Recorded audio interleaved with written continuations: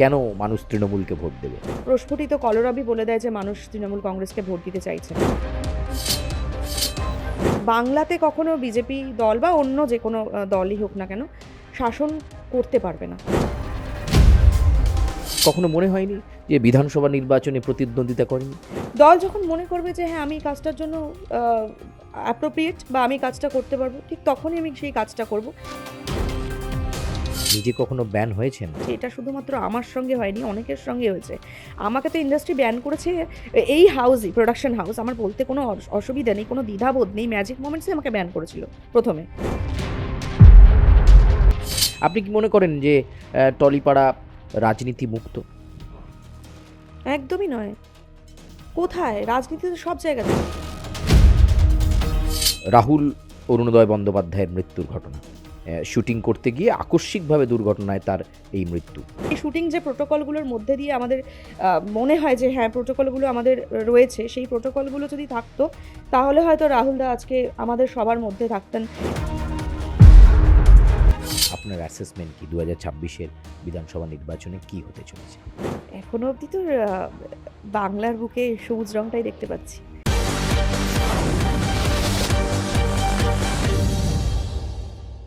বঙ্গের রাজনীতি এখন তপ্ত বলা যেতে পারে, কারণ তুঙ্গে ভোটের প্রচার। হাতে মাত্র আর কয়েকটা দিন, তাই প্রচারে ঝড় তুলছেন রাজনৈতিক দলের প্রার্থীরা। আর তারকা ক্যাম্পেনাররাও কিন্তু প্রার্থীদেরকে অক্সিজেন দিতে শহর হোক, গ্রাম হোক, কাকদ্বীপ থেকে কোচবিহার তারা ছুটে বেড়াচ্ছেন। আজকে আমরা এই ভোট আবহের মধ্যে এমন একজনের সঙ্গে কথা বলবো, তিনি একাধারে অভিনেত্রী, টলিপাড়ার জনপ্রিয় মুখ, আবার অন্যদিকে তিনি সামাজিকতাতেও তার কাজ, তার ভালোবাসার মাধ্যমে মানুষের মনে গভীর ছাপ তৈরি করেছেন। আবার তৃণমূল কংগ্রেসের তারকা ক্যাম্পেনার হিসেবেও ছুটে বেড়াচ্ছেন প্রার্থীদের হয়ে। তিনি বিশিষ্ট অভিনেত্রী পায়েল মিঠাই সরকার। পায়েলদি, আপনাকে স্বাগত জানাই। প্রথমেই জানতে চাইব, এই যে তারকা ক্যাম্পেনার হিসাবে তৃণমূল কংগ্রেসের প্রার্থীদের সমর্থনে যাচ্ছেন, কখনো গ্রামে ঢুকছেন, কখনো প্রত্যন্ত গ্রামে ঢুকছেন, কখনো আবার শহর কেন্দ্রিক কোনো বিধানসভা আসনে যাচ্ছেন, একজন তারকা ক্যাম্পেনার হিসাবে কি বলছেন, কেন মানুষ তৃণমূলকে ভোট দেবে? অবশ্যই প্রথমেই বাংলার উন্নয়ন আর কেন মানুষ ভোট দেবেন। বাংলার মানুষ তো ভীষণ মানে অতটা বোকা নন।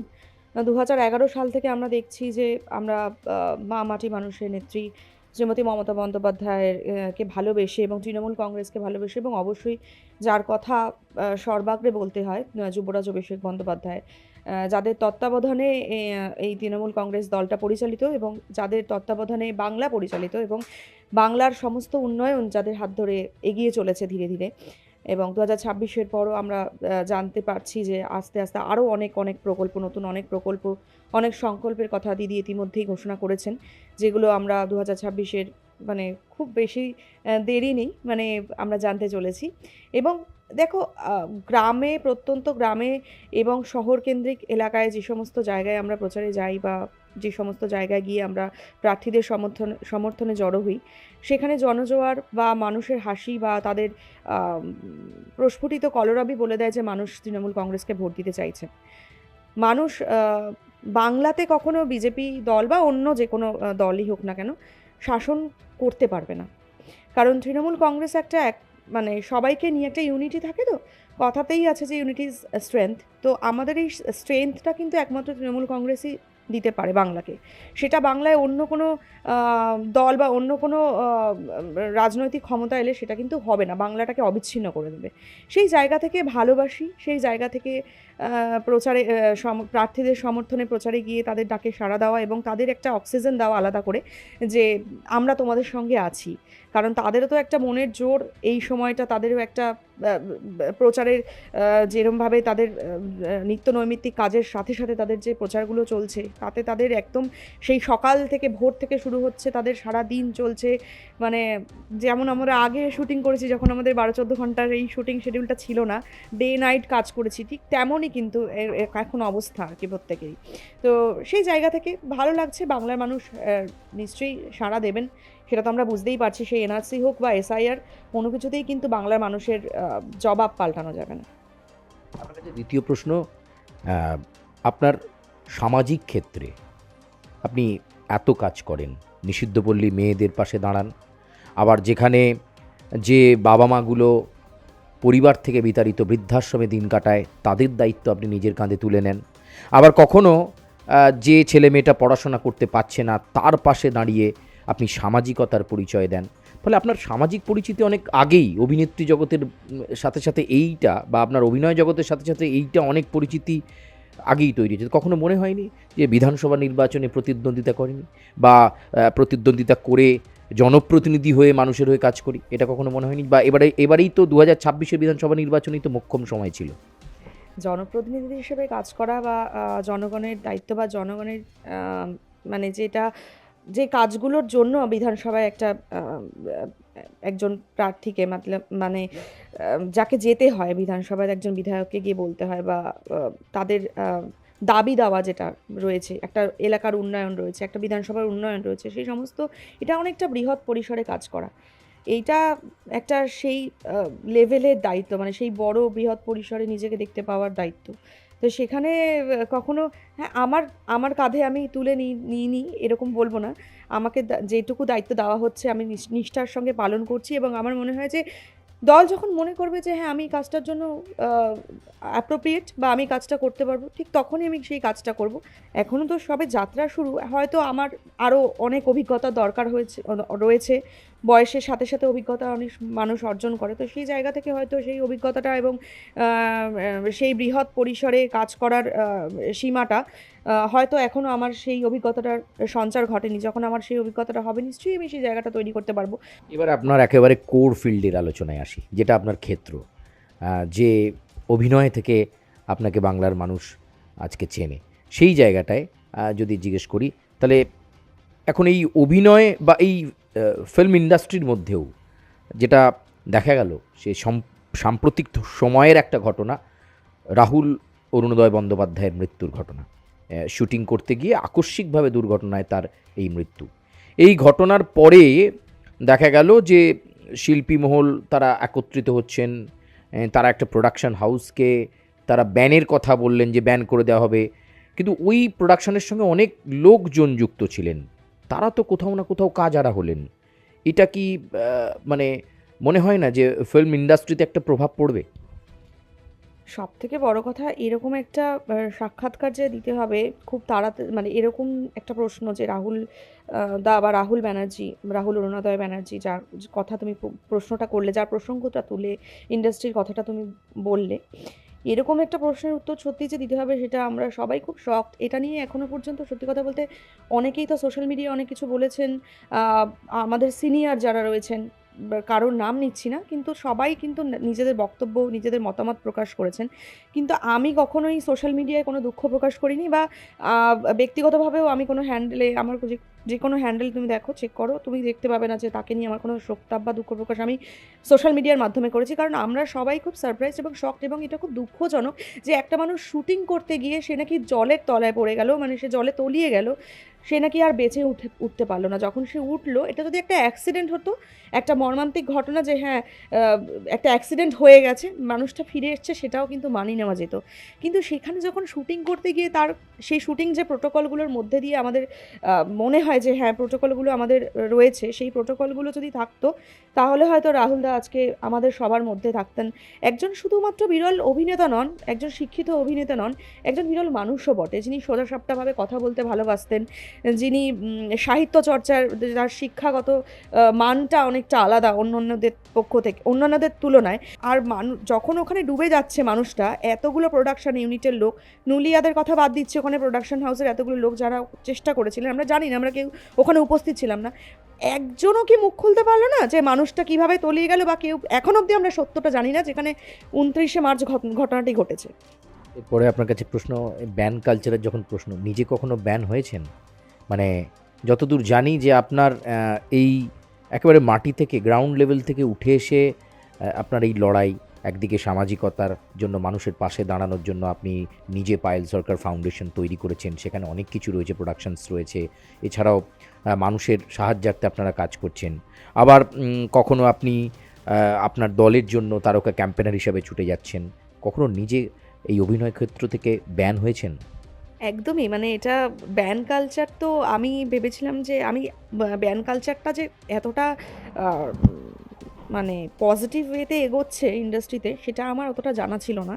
আমি রাহুলদার এই মর্মান্তিক দুর্ঘটনাটা হওয়ার পর অনেকটা জানতে পারলাম যে এটা শুধুমাত্র আমার সঙ্গে হয়নি, অনেকের সঙ্গে হয়েছে। আমাকে তো ইন্ডাস্ট্রি ব্যান করেছে, এই হাউসই, প্রোডাকশন হাউস, আমার বলতে কোনো অসুবিধা নেই, কোনো দ্বিধাবোধ নেই। ম্যাজিক মোমেন্টসই আমাকে ব্যান করেছিল প্রথমে। ম্যাজিক মোমেন্টস আমাকে কেন ব্যান করলো, কী কারণে ব্যান করলো, আমি আজও জানি না। এবং ব্যান যে করেছে সেটাও আমার কাছে কোনো রকম তার কোনো আনুষ্ঠানিকভাবে কিন্তু কোনো অফিসিয়াল লেটার নেই যে আমাকে ব্যান করেছে।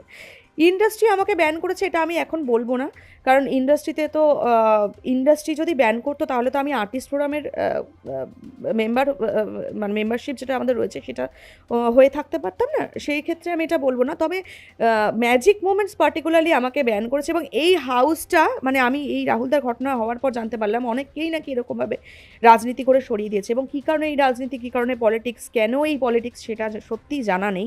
কিন্তু আমি যখন বারবার ফোন করেছি, মেসেজে জানতে চেয়েছি যে কী কারণ, আমাকে কেন সরানো হচ্ছে, তার কোনো যথাযথ উত্তর কিন্তু আমি পাইনি, আজও পাইনি, আজও, এবং ভবিষ্যতেও হয়তো পাবো না। কিন্তু ব্যান করেছে বা ব্যান করাটা, এটাকে আমি তার তো একটা, দেখো একটা আর্টিস্টের একটা তার যে কোনো ব্যবহার হোক বা তার যে কোনো রকম বডি ল্যাঙ্গুয়েজ, সেটা একটা হাউসের, প্রোডাকশন হাউসের খারাপ লাগতেই পারে। কিন্তু তার সঙ্গে যথাযথভাবে কথা বলা এবং তার থেকে যথাযথ উত্তর নেওয়া যে কী কারণে, কী দোষটা আমার, আমি আমার দোষটা জানলাম না কিন্তু আমাকে শাস্তিটা পেতে হলো, এটা তো একটা অন্যরকম রাজনীতি, এটা একটা অন্যরকম, আমি ঘৃণ্য পলিটিক্স বলে মনে করি এটাকে। যে পলিটিক্সটা আমি চাইবো না যে কোনো আর্টিস্ট হোক, কোনো শিল্পী হোক, কোনো টেকনিশিয়ান হোক, বা যে কোনো কারো হোক, এটা হোক। যে প্রশ্নটা করব সেটা হচ্ছে, আপনি পশ্চিমবঙ্গ ক্রাইম কন্ট্রোল ব্যুরোরও পদাধিকারী হিসেবে কাজ করেছেন। আপনি একটু আগে বললেন যে আর্টিস্টদের ক্ষেত্রে রাজনীতিকে দেখা উচিত নয়। যাদের আপনি নাম করলেন তারা কিন্তু প্রত্যেকেই আপনার দলের উল্টো মেরুর লোক, মানে বেশিরভাগটাই বামপন্থী ভাবাপন্ন। আপনি কি মনে করেন যে টলিপাড়া রাজনীতি মুক্ত? একদমই নয়। কোথায়? রাজনীতি তো সব জায়গাতেই। আমি তো প্রথমেই বলছি, দেখো, তুমি একটা কাজ করতে যাচ্ছ, তুমি, তো আমরা তো ইমোশন বিক্রি করে কাজটা করি। মানে যখন ধরো আমার ঘরে আজকে খুব ঝগড়া অশান্তি হয়েছে, সেই অবস্থাতে আমাকে শুটিং করতে যেতে হচ্ছে, আমি কিন্তু ফ্লোরে গিয়ে কাউকে বলতে পারবো না এই শটটা আমি দেবো না, আমার প্রচণ্ড মন খারাপ। সেখানে হয়তো একটা কমেডি সিন রয়েছে, বা সেখানে হয়তো একটা লাউড সিন রয়েছে, যেখানে তোমাকে ভীষণ একটা নেগেটিভ ক্যারেক্টারে তোমাকে নিজেকে বসিয়ে সেই কাজটা করতে হচ্ছে, তোমার ইমোশনটা খেলাতে হচ্ছে, বা বারবার ইমোশনটা বিক্রি করে তোমাকে সেই অভিনয়টা করতে হচ্ছে। সেখানে তুমি কি করে বলো তো তোমার এই কথাগুলো তুমি সেখানে বলবে? কেননা তুমি প্রফেশনালি কাজ করতে এসছো, তুমি যখন সিন করতে যাচ্ছ তোমাকে বলে দেওয়া হচ্ছে যে একটা শটেই কিন্তু, আমি ডিরেক্টর বলে দিচ্ছি, একটাই কিন্তু শট হবে দিদি, এরপর আর শট হবে না, বা যাই হোক, পায়েল হোক বা XYZ যেই হোক। সেখানে যখন এই রাজনীতিগুলোর শিকার হতে হয়, তখন সেই মানুষটার সেই মেন্টাল সেটটা নিয়ে কি সে ফ্লোরে গিয়ে প্রপার শটটা দিতে পারবে? বা সে কি যখন প্রপার শটটা দিয়ে বেরোচ্ছে সে, তখন সে জানতে পারছে যে আজকে আমার সঙ্গে এই জিনিসগুলো হচ্ছে, বা তার পেছনে একটা ব্যাকবিচিং হচ্ছে, তার পেছনে একটা নোংরা পলিটিক্স হচ্ছে, ঘৃণ্য পলিটিক্স হচ্ছে, তখন সে কতটা এগিয়ে যেতে পারবে? এটা খুব দুঃখজনক যে আমাদের আর্টিস্টদের, সিনিয়র হোক বা জুনিয়র হোক বা যেই হোক না কেন, প্রত্যেককে সমানভাবে ট্রিটমেন্ট দেওয়া। আবার একদম শেষ প্রশ্ন, এই যে আপনি তারকা ক্যাম্পেনার হিসেবে প্রচার করছেন, আপনার অ্যাসেসমেন্ট কি 2026-এর বিধানসভা নির্বাচনে কি হতে চলেছে? পায়েল সরকার তো অনেকগুলো জায়গায় ঘুরলো। এখনো অবধি তো বাংলার বুকে সবুজ রংটাই দেখতে পাচ্ছি, কোথাও আর কোনো রং দেখতে পাচ্ছি না। বাংলার বুকে সবুজ আবিরেই মেতে উঠবে সব। সেটা 4ঠা মে এবং 5ই মে, সেটা আরও জানা যাবে ভালো মতো। এবং আমার মনে হয় যে বাংলা যখন সবুজ আবিরে মেতে উঠবে, আরও আরও বেশি বাংলাটা সুন্দর লাগবে দেখতে। কারণ আমার মনে হয় যে মামাটি মানুষের নেত্রী মমতা বন্দ্যোপাধ্যায় এবং অভিষেক বন্দ্যোপাধ্যায় যেভাবে কাজ করছেন, প্রত্যেকটা আমরা তো জেলায় যাই, বিশেষত আমাদের দেখো শোগুলো হয়, প্রচার বলো বা যে কোনো জায়গায় বলো, উন্নয়নটা কিন্তু মানুষ ওই বললাম যে হ্যাঁ উন্নয়ন করব, অমুক সরকার এলে ৩,০০০ টাকা করে অন্য এই এই ভাতা দেবো, ওই ভাতা দেবো, এই করব ওই করব, সেটা বলাই হয়, কাজে কিছুই করা হয়নি। দুদিন আগে একটা ভিডিও দেখছিলাম, ইউপিতে কোনো এক জায়গায় মোদী সরকার মানে মহিলাদের ১০,০০০ টাকা ব্যাংকে পাঠিয়েছেন, তোমরাও দেখেছো হয়তো, আবার কিন্তু সেই টাকাটা চাইছেন। তো তারা বলছেন যে তাহলে আমরা কোথা থেকে টাকা দেবো? তো এইটা কি সত্যি কাম্য? মানে বাংলার বাংলাতে মা বোনেরা কিন্তু অত বোকা নন, ঠিক আছে? তো তাই সে এই যে দিদি কিছুদিন আগে বললেন না যে বাংলাতে একটা ছেলে বা একটা ছাত্র যখন স্কুলে যায়, ছাত্রছাত্রী আমরা মাছ ভাত খেয়ে যাই বা একটা একটা ডিম সেদ্ধ খেয়ে যাই, তো বিজেপি রাজ্যে তো আমরা মাছ তো দেখতেই পাই না। সত্যিই তো তাই, এটা তো সত্যি। মানে আমরা যখন ইউপিতে যাই বা গুজরাটে যাই বা যে কোনো জায়গায়, মানে ইউপি রাজ্যগুলোতে মাছ মাংস খায় না লোকে, আমরা নিজেরা গিয়ে সাফার করেছি, এটা তো সত্যি কথা। তা বাংলাটাতে তো আমরা কোনো কারোর হাতে বিক্রি করে দিতে পারবো না, এটাই আমার বলার। অনেক ধন্যবাদ আপনাকে। আমরা কথা বলছিলাম পায়েল মিঠাই সরকারের সঙ্গে, তিনি কিন্তু তার ব্যাখ্যা, তার বিশ্লেষণে সবটাই ক্লিয়ার করলেন, এমনকি ইন্ডাস্ট্রির অন্দরেও ঠিক কী চলছে সেটা নিয়েও তিনি চাঁচা ছোলা ভাষায় তার বিশ্লেষণ দিলেন। ক্যামেরায় সুদীপের সঙ্গে সুচারু, আর প্লাস নিউজ।